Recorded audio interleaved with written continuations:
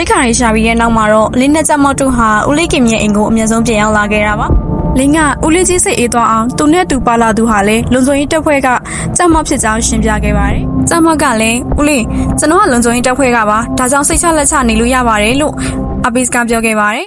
ကျမောင်ဟာအနီနာတခွေကန်တစ်ခုမှာအရေးကြီးတဲ့တာဝန်တစ်ခုရှိနေပြီးအဲ့ဒီမှာပိမိနေတဲ့ဒေါက်တာကိုတွားကြရမှာဖြစ်ကြောင်းအကယ်ကင်ကိုရှင်းပြခဲ့ပါတယ်။အဲ့ဒီနောက်မှာတော့ဦးလေးကိုလည်းအိမ်မှာပဲတိကျတကားပိတ်ပြီးနေခဲ့ဖို့မှာကြားပြီးတဲ့နောက်မှာတော့နှစ်ယောက်သားတခွေကန်ရှိရာစီကိုဦးတီထွက်ခွာလာခဲ့ကြပါတယ်။လမ်းတစ်လျှောက်မှာတော့တန်တဲ့တန်တွေနဲ့စုံညံနေသလိုတခွေကန်တွေကိုရောက်တဲ့ခါမှာလည်းစယူပေါက်နေတဲ့ဇွန်ဘီတွေဟာဇင်းကြက်လန်တစ်လျှောက်ပြင်းနေနေခဲ့တာပါ။တခွေကန်ဝေါရောက်တဲ့ခါမှာတော့သတိထားတော်လင်းအဲမှာဇွန်ဘီတွေအများကြီးရှိနေနိုင်တယ်လို့ကျောင်းမကသတိပေးခဲ့ပါတယ်။စင်ကြက်လန်တစ်လျှောက်ဇွန်ဘီတွေနဲ့ထိတ်ထိတ်တိုးတဲ့အခါမှာတော့လင်းနဲ့ကျောင်းမတို့ဟာအတဲတံပြန်လည်ခုခံခဲ့ရပါတယ်။ဇွန်ဘီတွေဟာအတန်ကြားရာကိုပုံမိုးစုပြုံလာတတ်တာမို့မူလာလန်အတိုင်းပြန်ဆုပ်ဖို့တော့လုံးဝမဖြစ်နိုင်တော့ပါဘူး။ဒါကြောင့်မဲကျောင်းမကပြန်ဆုပ်လို့မရတော့ဘူး။ရှေ့ကိုပဲတိုးရအောင်လို့အော်ပြောပြီးမြေရောက်တက်ခွဲကန်းစီကိုဆက်လက်တိုးဝင်ဖို့ဆုံးဖြတ်လိုက်တာဖြစ်ပါတယ်။အဲ့ဒီနောက်မှာတော့မြေရောက်တက်ခွဲကန်းထဲမှာရှိတဲ့ဇွန်ဘီတွေကြားကဒေါက်တာစုကိုဘေကင်းစွာပဲကဲထုတ်နိုင်ခဲ့ပါတယ်။ဒါပေမဲ့တက်ခွဲကန်းကပြန်အထွက်ထိတ်တိုက်တိုးလာတဲ့ဇွန်ဘီကြားဒေါက်တာစုကိုကောက်ွယ်ဖို့စူးစမ်းရင်းနဲ့လင်းဟာဇွန်ဘီတကောင်ရဲ့ကြိုက်ချင်းကိုခံလိုက်ရပါဒေါက်တာစုကလင်းရဲ့တရားကိုကြည့်ပြီးသူဟာကိုယ်ဆက်ခံရပြီဖြစ်ကြောင်းနဲ့လူဖြစ်နေနိုင်ဖို့အချိန်တိုင်းအနေငယ်ပဲကျန်တော့ကြောင်းပြောပြခဲ့ပါတယ်။ဒီလိုနဲ့ပဲ